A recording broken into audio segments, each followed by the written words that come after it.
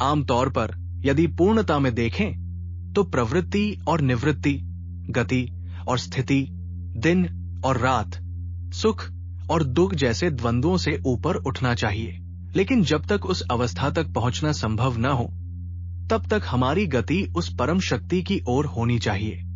यदि ऐसा न हो तो संसार के चक्र में भटकने की संभावना बहुत अधिक बढ़ जाती है। हमारी गति अंतिम लक्ष्य की ओर ही होनी चाहिए और उसकी शुरुआत शक्ति की ओर बढ़ने से होनी चाहिए, क्योंकि यही शक्ति अंततः हमें अंतिम चरण तक पहुंचाती है। शक्ति एक सत्य है, शक्ति सर्वत्र है। ब्रह्मांड का ऐसा कोई भी तत्व नहीं है जो शक्ति से रहित हो। शक्ति जन्म देती है, पोषण करती है और अंत भी करती है। शक्ति ही अस्तित्व का कारण भी है और परिणाम भी।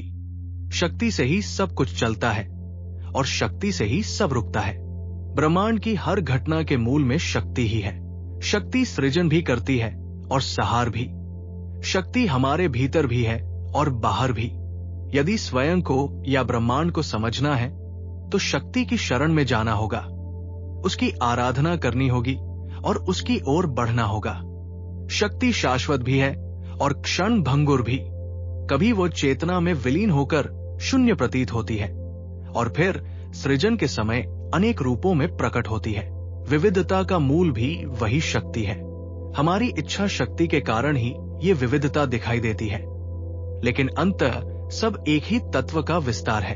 प्रकाश और अंधकार, गर्मी और शीतलता, सुख और दुख, सब उसी शक्ति के विभिन्न रूप है।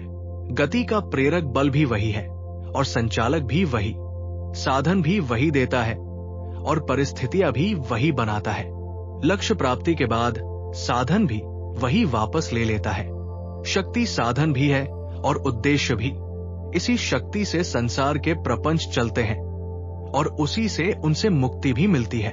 वही बंधन का कारण है और वही मुक्ति का मार्ग भी। हर घटना के पीछे वही शक्ति कार्यरत है। उसकी ओर बढ़ने से व्यक्ति इन सभी परिस्थितियों से ऊपर उठ सकता है।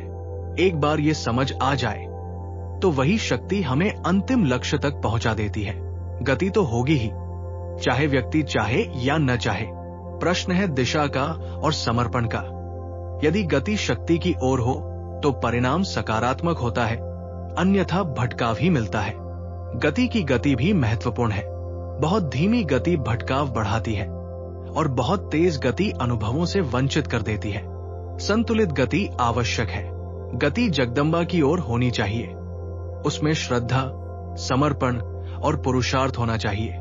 जैसे बच्चा मां की ओर स्वाभाविक रूप से आकर्षित होता है, वैसे ही हमें शक्ति की ओर बढ़ना चाहिए।